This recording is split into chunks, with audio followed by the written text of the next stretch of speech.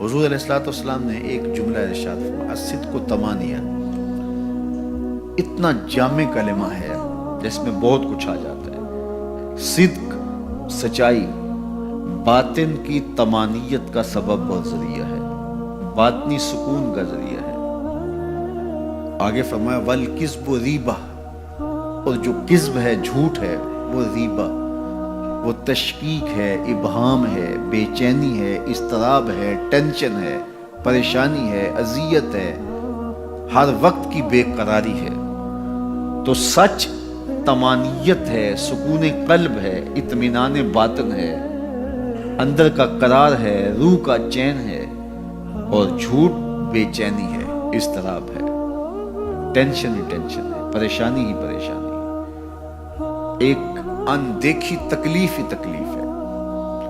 تو اس لیے ہمیں ریبہ، اس بے چینی سے بچنے کی کوشش کرنی چاہیے، اور طمانیت کا نور جو زندگی کا حقیقی اجالا ہے اس کو حاصل کرنے کے لیے ہمیں اپنی زبان کو ہمیشہ سچ سے ہی آشنا کرنا ہوگا۔ ہمارا رویہ اتنا خوبصورت ہو کہ لوگوں کو یقین ہو کہ یہ بندہ سچ کے علاوہ نہیں بولتا۔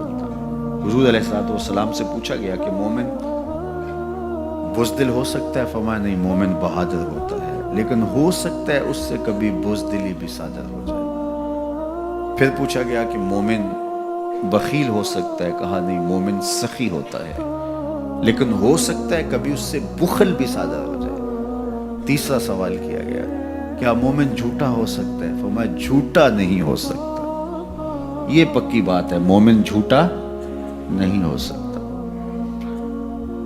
ایک حدیث پاک میں آتا ہے جب کوئی شخص جھوٹ بولتا ہے تو اس کے منہ سے بدبو نکلتی ہے، جس کو عام لوگ تو نہیں سونگھ سکتے، لیکن اللہ کے رحمت کے فرشتے سونگھتے، اور وہ 1 میل دور ہٹ جاتے ہیں۔ اگر وہ دوبارہ جھوٹ بولتا ہے تو پھر اس کے منہ سے بدبو نکلتی ہے، 1 میل اور پیچھے ہٹ جاتا ہے۔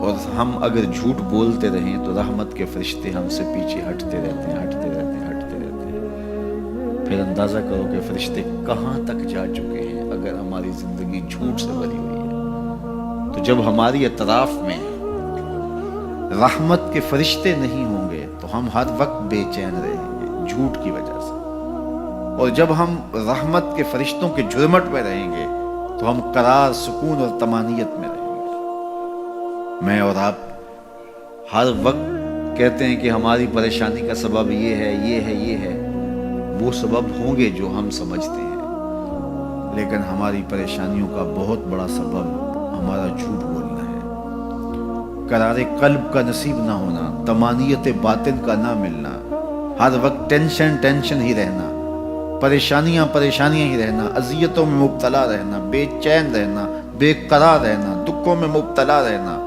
حالات کی تلخیاں، سنگینیاں کبھی دور ہی نہ ہوں۔ اس کا سبب یہ ہے کہ ہماری زندگی میں جھوٹ ہے، اور اگر ہماری زندگی میں سچ ہے تو ہمیں قرار باطن کیوں نصیب نہیں ہوگا؟